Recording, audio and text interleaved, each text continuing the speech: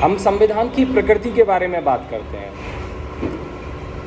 किसी भी देश का संविधान की दो प्रकृति हो सकती है, एक होता है यूनिटरी, एक होता है फेडरल, परिसंघात्मक और एकात्मक। हम इसको ऐसे समझ सकते हैं जैसे किसी व्यक्ति का नेचर कैसा होता है, उसी आधार पर संविधान का नेचर कैसे हो सकता है। कोई व्यक्ति जैसा हमें देखने से मालूम पड़ता है ये हंसमुख है, कोई खड़ूस है, कोई टेढ़ा मेढ़ा है, तो उसी प्रकार से संविधान को जब हम देखते हैं, स्टडी करते हैं, तो वो कैसे रिएक्ट करता है, बिहेव करता है। तो मैंने बताया कि जैसे विश्व के संविधान ये दो ही प्रकृति के होंगे, या तो वो फेडरल नेचर के होंगे या वो यूनिटरी नेचर के होंगे।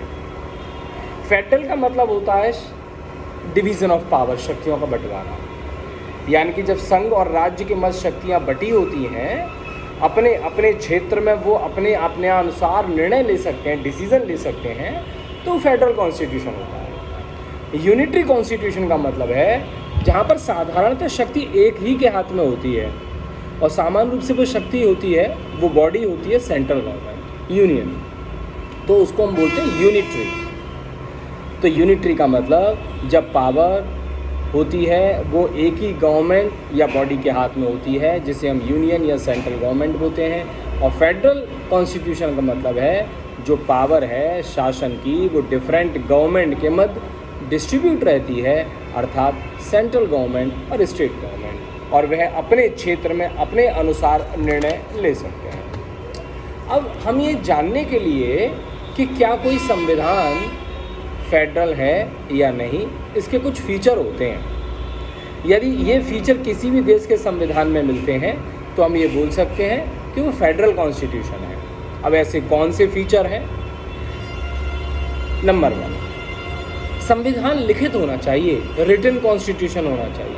हमारा देश का संविधान भी रिटन है, आर्टिकल 395 है, उसमें टोटल 12 शेड्यूल है और 22 पार्ट्स हैं। 395 आर्टिकल, 12 शेड्यूल और 25 आर्टिकल। तो पहले मैंने बताया लिखित संविधान होना चाहिए। संविधान की सर्वोच्चता, सुप्रीमेसी ऑफ कॉन्स्टिट्यूशन होनी चाहिए। पहला रिटन कॉन्स्टिट्यूशन, दूसरा supremacy of constitution. Supremacy of constitution का मतलब ये है जब भी कोई ऐसी बात हो, कन्फ्लिक्ट हो, कुछ डिस्प्यूट हो, तो कॉन्स्टिट्यूशन की बात को सर्वमान्य रखा जाएगा, सुप्रीम पर रखा जाएगा और वो प्रिवेल करेगा। इसीलिए जब भी किसी देश की विधि को चुनौती दी जाती है तो मोस्टली वो संविधान के प्रावधानों के अनुसार दी जाती है। संविधान के प्रावधानों के अनुसार यदि संविधान के प्रोविज़न के विरुद्ध कोई प्रोविज़न है तो हम ये बोलते हैं कि वह संविधान का अतिक्रमण करता है, और उसे इस आधार पर हम क्या कर सकते हैं, अवॉइड कर सकते हैं। तो संविधान की परिसंघात्मकता के लिए, संविधान की परिसंघात्मकता के लिए, फेडरल नेचर के लिए क्या आवश्यक है कि संविधान सुप्रीम होना चाहिए। सुप्रीम का मतलब जितनी भी लॉ हैं देश में, उसमें कॉन्स्टिट्यूशन को प्रमुखता दी जाएगी। तो इसी को बोलते हैं हम सुप्रीमेसी ऑफ कॉन्स्टिट्यूशन। और किसी देश का संविधान परिसंघात्मक है, इसके लिए ये भी होना चाहिए कि वह संविधान रिजिड होना चाहिए, संविधान कठोर होना चाहिए। अब रिजिड का क्या मतलब है? अंकुर, क्या मतलब है मालूम तुम्हें? हाँ, का क्या मतलब है? हाँ, वेरी गुड, सही बोल रहे हैं आप। संविधान की कठोरता का मतलब ये है कि संविधान को कोई भी शासन, कोई भी सरकार मनमाने तरीके से या किसी भी तरीके से अपनी इच्छा के अनुसार संशोधन नहीं कर सकती। यदि संविधान को संशोधन करना है तो संविधान का आर्टिकल है 368 आर्टिकल है, तो 368 में सेकंड क्लॉज में जो प्रोविज़न दिया है, जो प्रक्रिया दिया है, उसी के अनुसार संशोधन कर सकते हैं। अर्थात वहाँ पर जो नॉर्मल प्रक्रिया दिया है कि विशेष बहुमत चाहिए, स्पेशल मेजॉरिटी चाहिए, और इसी को हम डुअल मेजॉरिटी भी बोलते हैं, दोहरा बहुमत या विशेष बहुमत। जब दोहरा और विशेष बहुमत होता है, और कुछ प्रोविज़नों में तो दोहरे और विशेष बहुमत के साथ साथ देश की आधे राज्य की विधानमंडलों की सहमति भी चाहिए। जब इनकी सहमति होगी तभी जाके उसमें अमेंडमेंट किया जा सकता है। इसका मतलब इतना आसान नहीं है संविधान में संशोधन। तो इसीलिए हम बोलते हैं संविधान की रिजिडिटी ऑफ कॉन्स्टिट्यूशन, संविधान की कठोरता। ओके, अब मैंने 3 बताए, कॉन्स्टिट्यूशन रिटन होना चाहिए, कॉन्स्टिट्यूशन सुप्रीम होता है और कॉन्स्टिट्यूशन रिजिड होता है। चौथे की हम बात करें, डिवीज़न ऑफ पावर, शक्तियों का बंटवारा। परिसंघात्मक संविधान के लिए ये अति आवश्यक है कि पूरे देश में जो गवर्नमेंट है वह पावर डिस्ट्रीब्यूट होनी चाहिए, डिवाइड होना चाहिए, सेंट्रल अपने क्षेत्र में लॉ बना सके और डिफरेंट स्टेट अपने अपने विषय में अपने अपने क्षेत्र में लॉ बना सके। इसके संबंध में आर्टिकल दे रखा है 245 से शुरू होता है, 245, 46, 47, 48, 49, बहुत सारे डिवीज़न। कैसे? कार्यपालिका शक्ति के आधार पर, विधायी शक्ति के आधार पर, फाइनेंस के आधार पर, तो बहुत सारी शक्तियों का डिवीज़न है। समझ में आया? और इसके साथ साथ संविधान में एक लिस्ट भी है जिसमें 3 अनुसूचियाँ हैं। हाँ, 3 अनुसूचियाँ हैं, 3 लिस्ट हैं, यूनियन लिस्ट, स्टेट लिस्ट और कंकरेंट लिस्ट।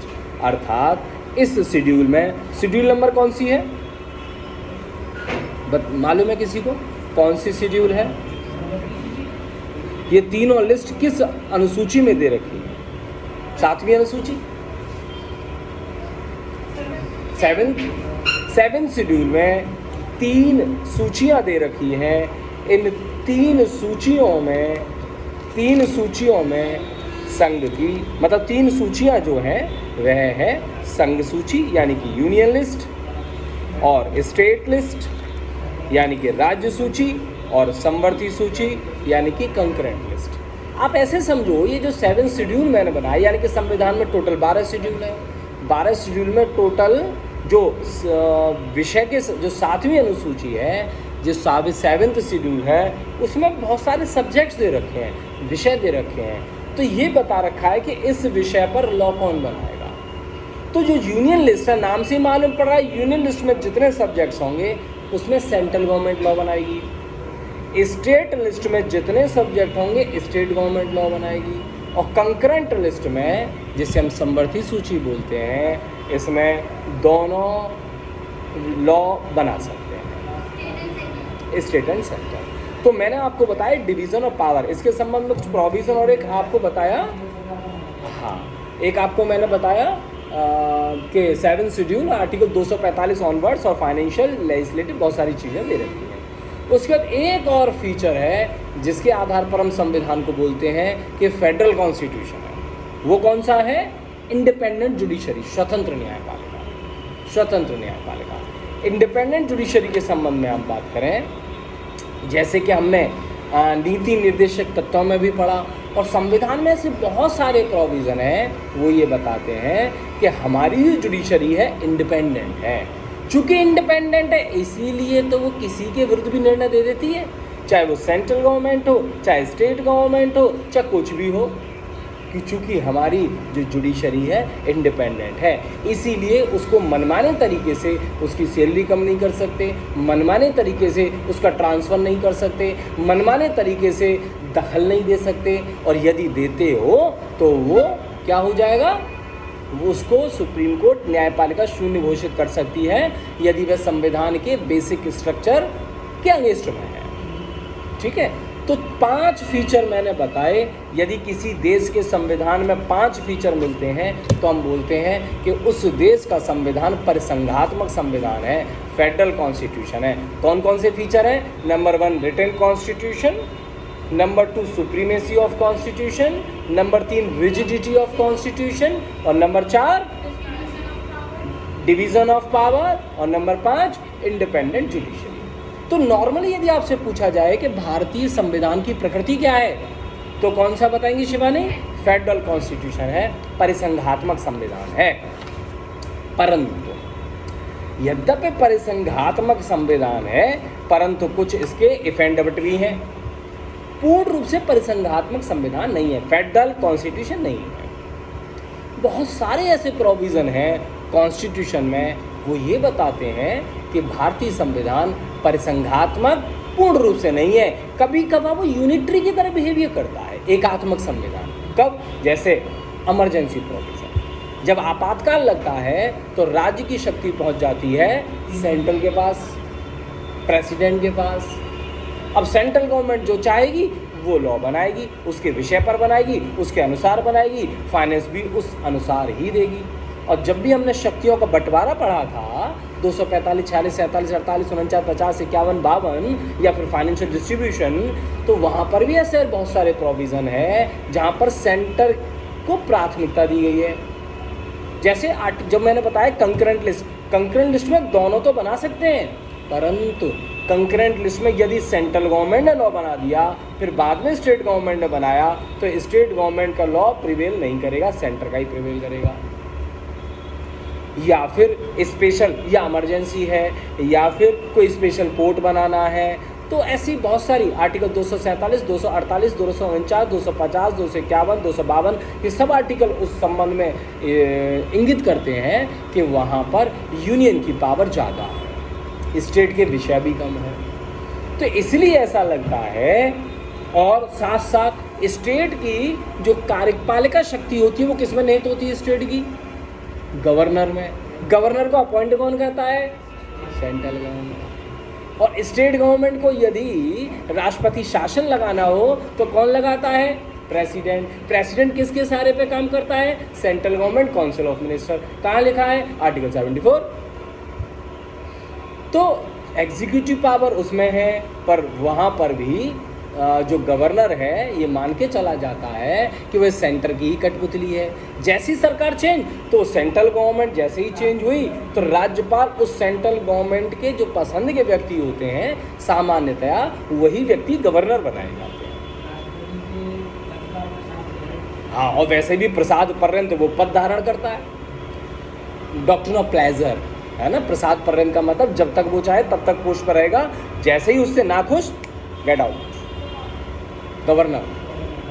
ठीक है, तो ये मैंने आपको बताया। इसके संबंध में अक्सर पूछा जाता है, कुछ जूरिस्ट हैं उन्होंने हमारे संविधान को क्या कहा है, बहुत बार पूछा गया है, आपके में ही पूछा जा सकता है। जैसे ये पूछा गया कि क्वाजी फेडरल अर्ध परिसंघात्मक संविधान किसने कहा है? क्वाजी मीन्स आधा, क्वाजी मीन्स आधा, और वियर माने क्या होता है? पहनना। आधा पहनो, आधा पहनो। आधा का मतलब क्वाजी यानी कि क्वाजी फेडरल, पहनो का मतलब वियर, यानी कि केसी वियर ने कहा है कि हमारा संविधान क्वाजी फेडरल है। केसी वियर, वियर मीन्स पहनो, क्वाजी फेडरल यानी कि आधा, क्वाजी मीन्स आधा, तो आधा पहनो, याद रखना। क्वाजी ये बहुत बार पूछा जा चुका है, केसी ये क्वाजी फेडरल किसने कहा है? तो क्वाजी फेडरल कहा है केसी वियर ने। ट्रिक यही है, आधा पहनो। जेनिंग्स ने क्या कहा है? वैसे सबसे ज़्यादा इंपॉर्टेंट आपका केसी वियर था, पर सिंपल वे में पूछे कि भारतीय संविधान की प्रकृति कैसी है तो आप फेडरल ही बोलोगे। ओके, तो मैंने आपको केसी वियर बताया। जेनिंग्स ने कहा है फेडरल है परंतु विद स्ट्रॉन्ग सेंट्रलाइजिंग टेंडेंसी। इतना इंपॉर्टेंट नहीं, पर आप ध्यान रख लीजिएगा। सशक्त केंद्रीकृत प्रकृति वाला परिसंघात्मक संविधान, जिसमें जो संघ है वो सशक्त है। ऐसे ही ऑस्टिन ने कहा है कोऑपरेटिव फेडरलिज्म। ऑस्टिन ने कहा है इसे कोऑपरेटिव फेडरलिज्म, हिंदी में है सहकारी संघवाद। डॉक्टर भीमराव अंबेडकर जी ने कहा है फेडरल कॉन्स्टिट्यूशन। और बहुत सारे कुछ केसेस भी हैं, जैसे state of Rajasthan versus union of India, automobile transport versus state of Rajasthan, यानी कि राजस्थान वाले राज्य में सुप्रीम कोर्ट ने यही कहा है कि फेडरल है।